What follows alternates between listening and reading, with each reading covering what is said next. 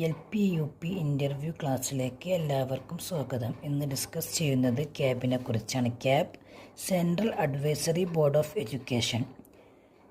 വിദ്യാഭ്യാസ നയം സംബന്ധിച്ച കാര്യങ്ങളിൽ കേന്ദ്ര സംസ്ഥാന ഭരണകൂടങ്ങളെ ഉപദേശിക്കാൻ വേണ്ടിയുള്ള ഏറ്റവും പഴയതും ഉന്നതവുമായ ഉപദേശക സമിതിയാണ് ക്യാബ്.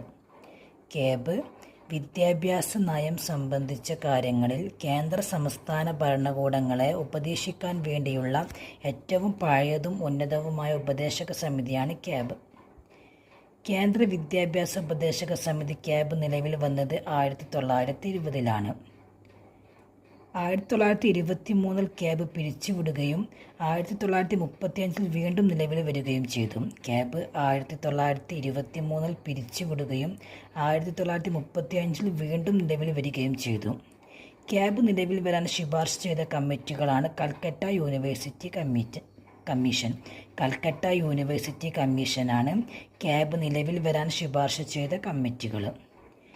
ക്യാബ് വീണ്ടും നിലവിൽ വരാൻ ശുപാർശ ചെയ്ത കമ്മിറ്റിയാണ് ഹാർട്ടോ കമ്മിറ്റിയാണ് ക്യാബ് വീണ്ടും നിലവിൽ വരാൻ ശുപാർശ ചെയ്ത കമ്മിറ്റി.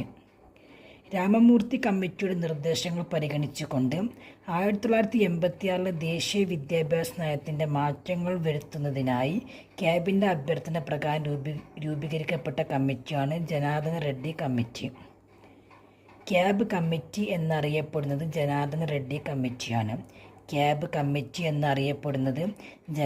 റെഡ്ഡി കമ്മിറ്റിയാണ്. ക്യാബിൻ്റെ ധർമ്മങ്ങളാണ് കാലാകാലങ്ങളിൽ വിദ്യാഭ്യാസ പുരോഗതി അവലോകനം ചെയ്യുക. ക്യാബാണ്.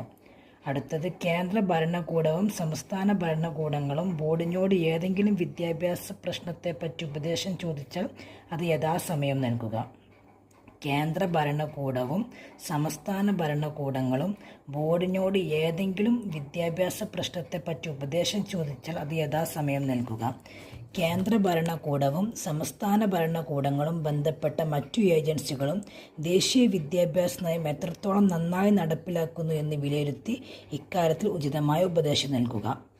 കേന്ദ്ര ഭരണകൂടവും സംസ്ഥാന ഭരണകൂടങ്ങളും ബന്ധപ്പെട്ട മറ്റു ഏജൻസികളും ദേശീയ വിദ്യാഭ്യാസ നയം എത്രത്തോളം നന്നായി നടപ്പിലാക്കുന്നു എന്ന് വിലയിരുത്തി ഇക്കാര്യത്തിൽ ഉചിതമായ ഉപദേശം നൽകുക.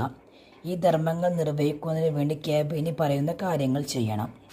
സർക്കാർ സ്ഥാപനങ്ങളിൽ നിന്നോ വ്യക്തികളിൽ നിന്നോ പ്രസക്തമായ വിവരങ്ങൾ, അഭിപ്രായങ്ങൾ ചോദിച്ചു വാങ്ങും. ക്യാബ് സർക്കാർ സ്ഥാപനങ്ങളിൽ നിന്നോ വ്യക്തികളിൽ നിന്നോ പ്രസക്തമായ വിവരങ്ങൾ, അഭിപ്രായങ്ങൾ ചോദിച്ചു വാങ്ങണം. ബോർഡിൻ്റെയോ അത് നിയമിച്ച സമിതികളുടെയോ ശ്രദ്ധയ്ക്ക് വിഷയമായി